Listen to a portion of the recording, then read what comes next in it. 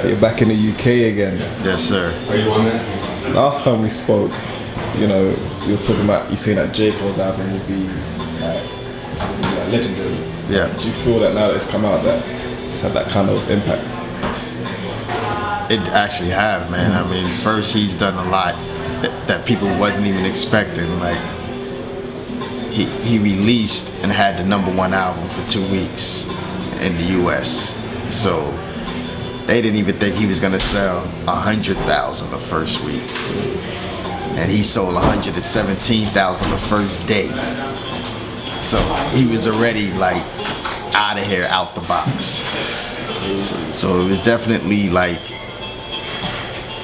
you know, the album itself is an album that you can listen to in your car. Like you ain't gotta skip songs, basically. It's just something you can put in and just listen to straight through. He did what rap used to be. Rap used to be an album and then the radio or the label would pick a single.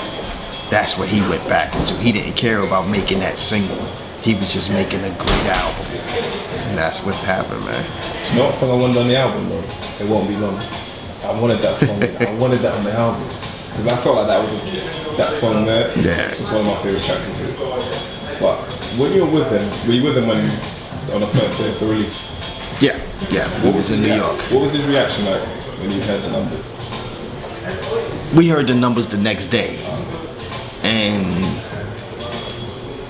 the night of the album release, he still he didn't even concept that he actually has an album in stores. Mm-hmm. You know, it's like it really never hit him until we was on the tour bus the next morning and we got a call from the office. Was like, yo, 117,000 sold.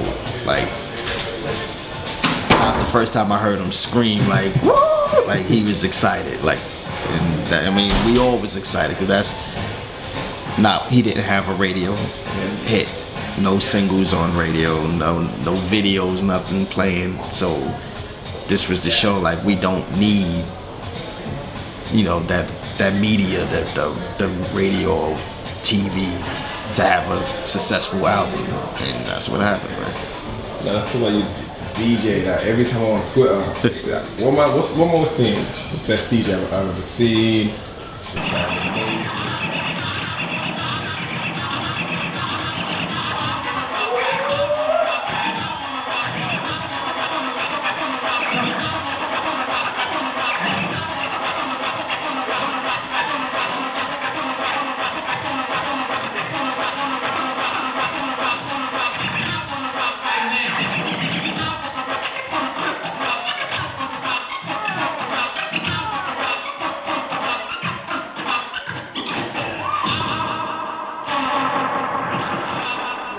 Winning over people like all over the world. I think it's the one when I saw him at was it Barbados? Barbados, yeah. Yeah, you was blowing up. Yeah, that Rihanna tour. But I mean, how does it feel now to be really acknowledged now worldwide for your talents? I'm grateful. I'm actually grateful, and I look at it as I thank all the other non-DJs because that's what's making me look so good. So when people hear me, they be like, "Why?" Because I used to get mad at them, like, "Oh my goodness, this person is terrible, it's terrible." But I don't have to get mad anymore because once people hear me, they would be like, "Oh, Dummy's incredible, and this person is terrible." So it is definitely a blessing. Like I've been doing this for 26 years, so. People like you just said, like now people are starting to notice me. It's because of myself. I went through so many different channels. I started out in the battle scene, then I started doing radio, then I went on into doing concerts and stuff. So this is the first time I actually been, with Rihanna, was the first time I ever been an opener as my own act. Like an artist. Exactly. Yeah. So I'm like, okay, now I'm tapped into something else. So now I'm gonna start doing that more, which I'm doing now with J. Cole.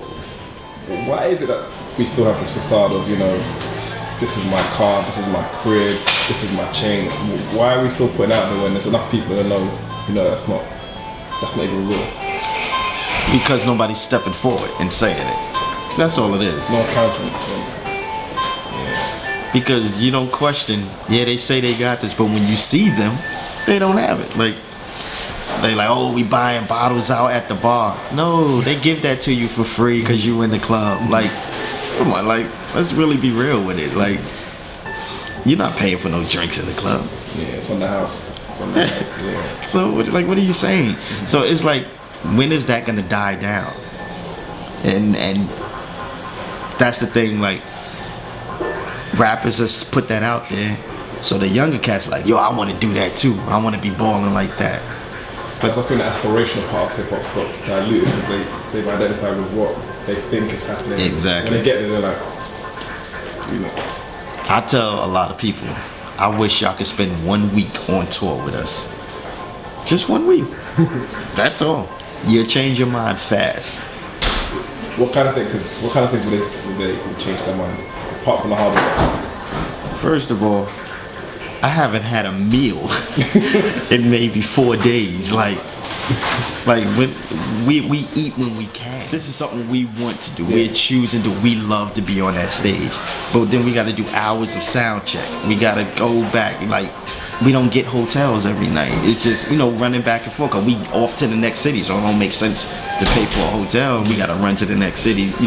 3 o'clock in the morning. So it gets rough out here. Mm-hmm. And every night, back to back to back, a show. Interviews in between. Radio we gotta do. Like video, TV's, stuff we gotta do. It's crazy.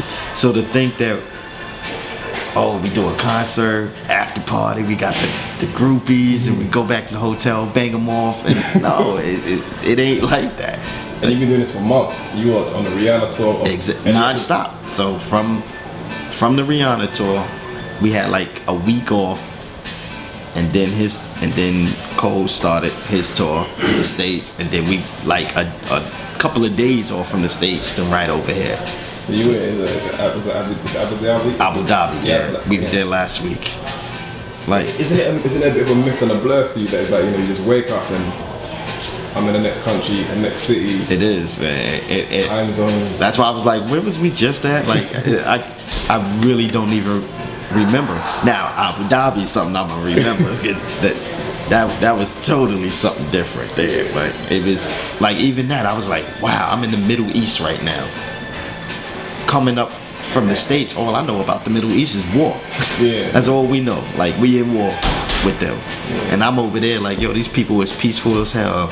And that's the propaganda part of the news, isn't it? Yeah, I'm like, wow, this is a beautiful place over here, and all we know about, don't go to the Middle East, we in war with them. Like, come on, this is crazy. But my music got me over there. Yeah. Rounding up, what would be if you had any, your favorite 3 songs on J. Cole's project? My favorite, number 1 is Can't Get Enough.